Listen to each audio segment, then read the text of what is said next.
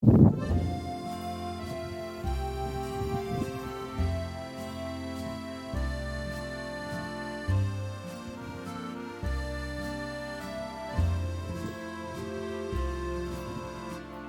morning, everybody.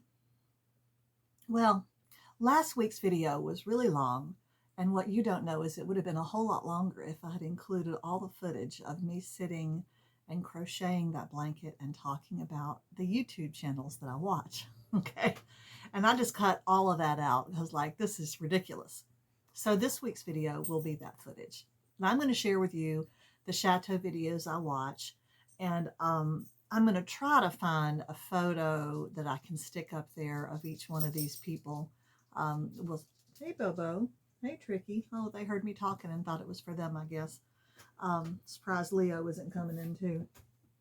Anyway, for some of you, this won't interest you. But if you like YouTube videos, which maybe you do since you're here, then you might enjoy these. I love to watch people fix up houses. I think it's fascinating. So anyway, we'll get on with that. So that's the video this week. Thanks. While I'm doing this, I might as well tell you about these Chateau videos I watched. Okay, they're all on YouTube, so they're all free. They're all pretty much ordinary people. These are not celebrities. Now, they're not totally ordinary because they could initially afford to buy a chateau, so probably a little richer than you or I would be. But so let me go through them in order. How about I can remember the names of the channels? I remember the names of the people. During the beginning of the pandemic, I found Stephanie Jarvis's channel, Chateau Diaries. And briefly, I'll tell you about each one of these different chateaux and their owners. And I apologize for Bobo. He's barking at some car that drove by. Stephanie bought the chateau almost 20 years ago. She did it with a friend and lived there for a long time, really by herself. Her parents were there. Then her father died. And then her mother remarried. And then somebody mentioned that she should do an Instagram channel, which she did. And then right at the beginning of COVID, or just before it perhaps, she launched into a YouTube channel. And Stephanie is vivacious and bubbly and fun. She's also highly intelligent, and she now runs the chateau as a B&B part of the year. I don't think she uses it as like a venue for weddings or anything, but she really actually makes just a lot of money off of her YouTube channel because she's a really good presenter. Okay, well, who should I do next? I guess I'll do Mark and Amy next. Now, Mark and Amy, theirs is called the Great Chateau Restoration Project or something like that. Mark is French, Amy is British. They have 2 small children. Mark's family had a chateau, but he was not the oldest son, so he did not inherit it. Now, the man is a genius, but he's also just a bit of a goof. Like, he wears sandals to do dangerous outdoor work in the wintertime. I couldn't figure that one out. I think I went one too many. 1, 2, 3, 4, 5. And they have a very big place. They have a lot of grounds. They have a lot of barns. They have a big old fortress kind of chateau. And Stephanie's is also an old fortress.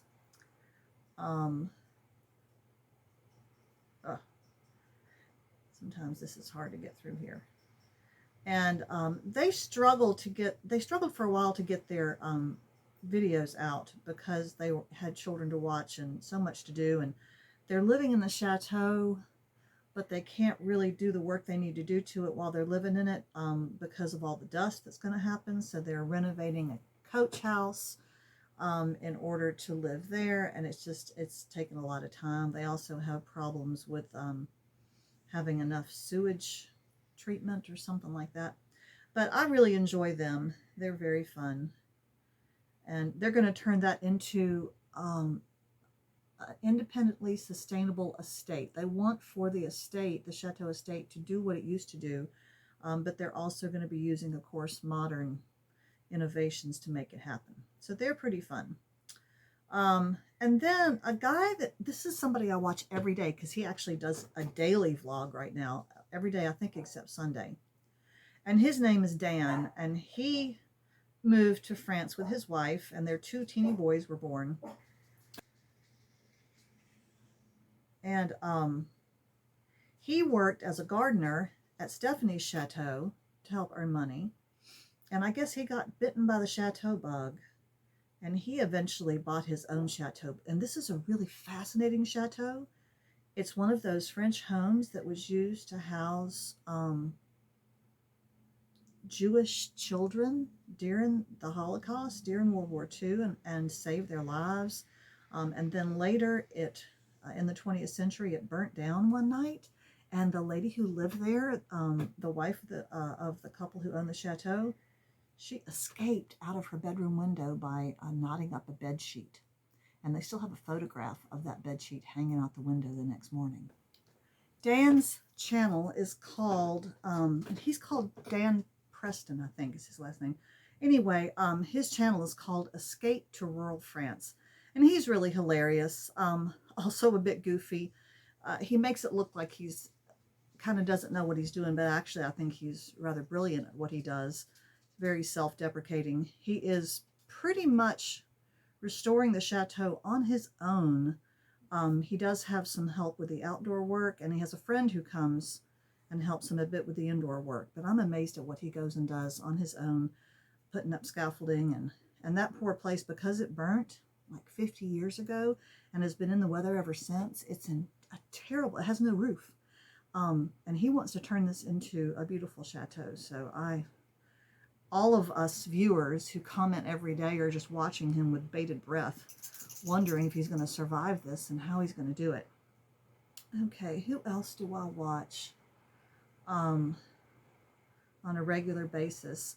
I've just started watching a couple called Tim and Felicity. They're Australian. They bought the Chateau de Pernon, P-U-R-N-O-N. And one more. And this is a huge chateau that was in pretty poor condition.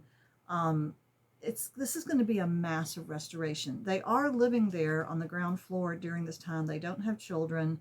He's probably about 50. She's younger.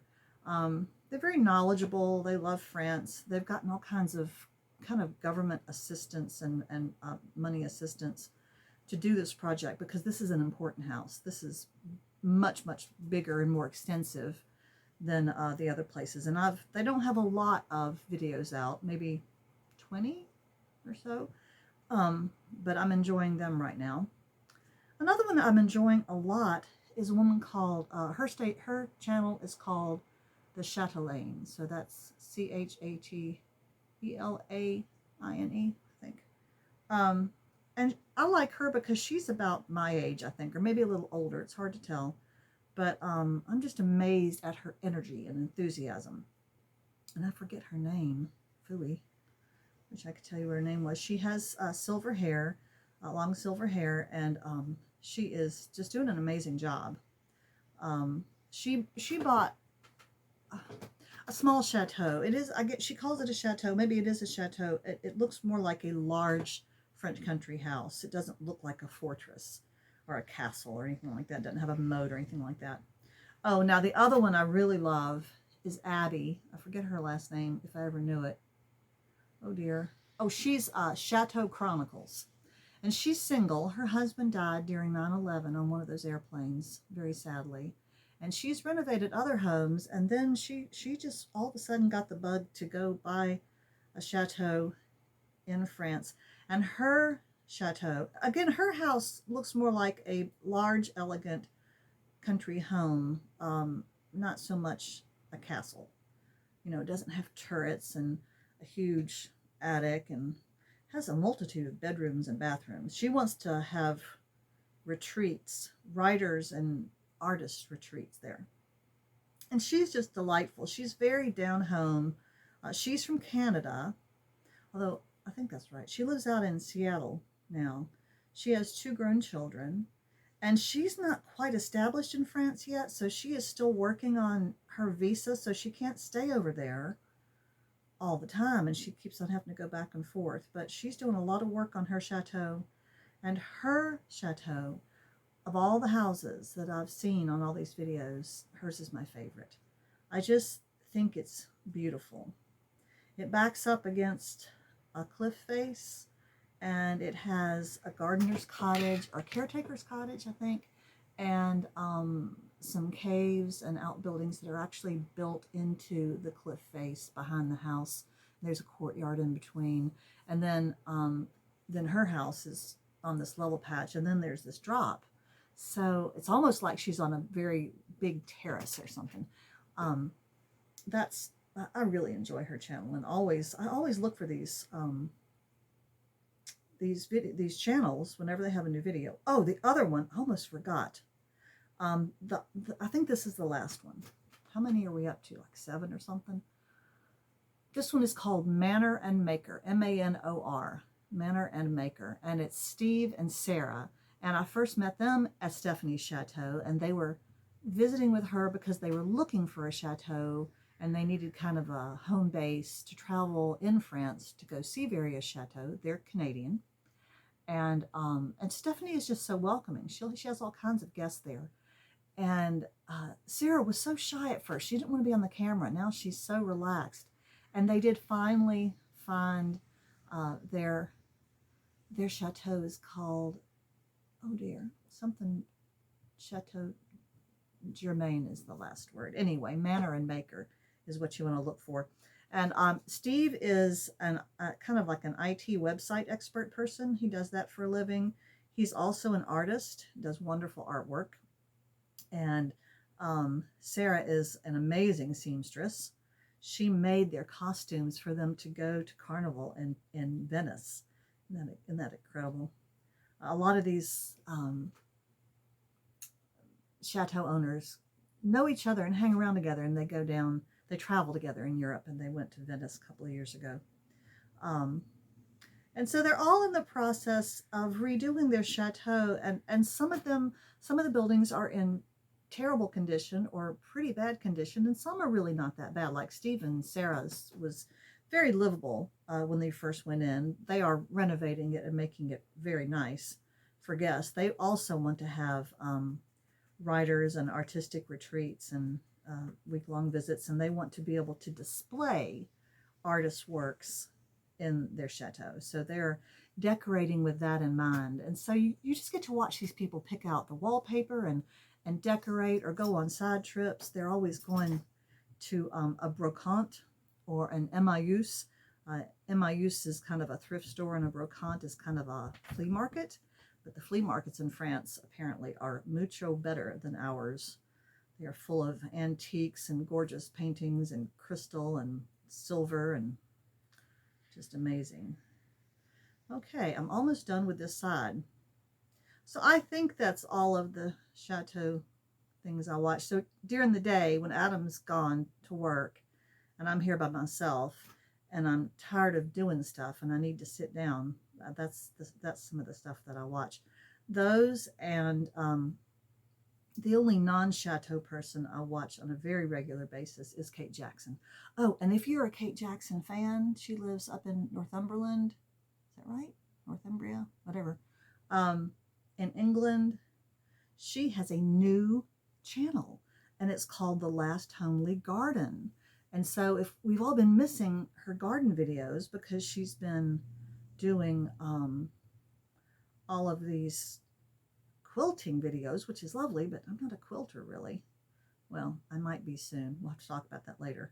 But anyway, so we're good to see her garden again, and that was lovely. That was just lovely to watch the first episode on that channel.